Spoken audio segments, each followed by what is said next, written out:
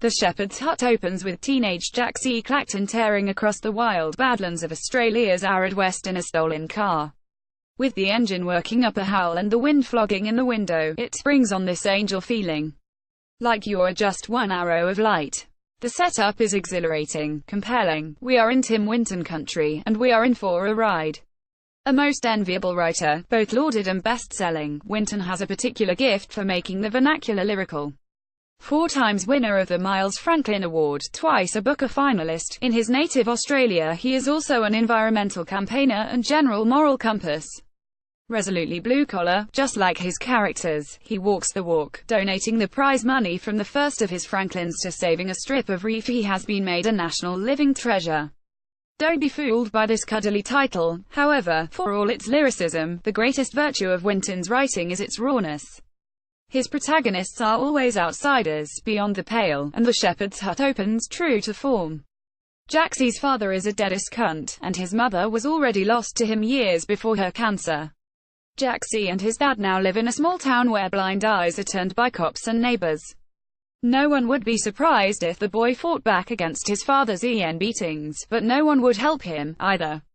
So when fate intervenes in the form of a faulty carjack and Clacton SNR meets a suitably violent end crushed under his own ute, Jack C knows who will be blamed. He cuts and runs, as his mother should have done years ago, because he is a survivor, and because he has someone to run to. Shaven-headed, 15-year-old Lee, with one green eye and one grey. She knows Jack C better than anybody. He may be a bull looking for a china shop, but when SHES around I don't feel like that. Love, especially young love, is where grace is found in Winton's novels, but Lee is also Jack C's cousin, so his welcome at his aunt's house, and therefore his chance of redemption, is uncertain. Before he can risk pitching up there, Jack C must cross the salt flats and find a hideout in the barren endlessness, which is how we come to the hut of the title, and the second key character. When Jack C first sees him, Fintan McGills is slaughtering a goat and singing to himself. A gimlet-eyed defrocked Irish priest in shorts and singlet, McGills has been banished to the outback. For him, this is a form of penance as far as the church is concerned. It is simply to keep him quiet. McGills receives supplies every 6 months or so, but this arrangement is so unorthodox, he is uncertain how long it will be honored. Faith is a quintessential Winton subject, so a fallen priest in the wilderness is his perfect character, bringing in the big themes: salvation, the greater good and the spirit beyond the self. Given the revelations of child abuse in recent years, however, McGills does present some difficulties. He protests a number of times that he is no pedo, adding intimations of financial impropriety to underline the point. These qualifications are necessary, but they still feel like impositions on the narrative, the temporal world elbowing its way into the eternal. However, that McGills understands himself to be a sinner is clear. He and Jack C are both in need of deliverance. Wary at first, they hunt, share meat and begin to share confidences. Here, the book is at its strongest, elegiac, transcendent, perhaps most remarkably so in their plain-spoken and blokish exchanges.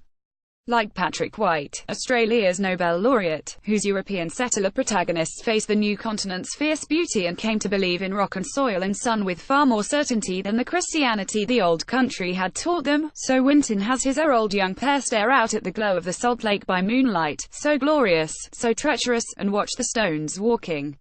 "Ol' man, you and them rocks." "Yes, I know lad.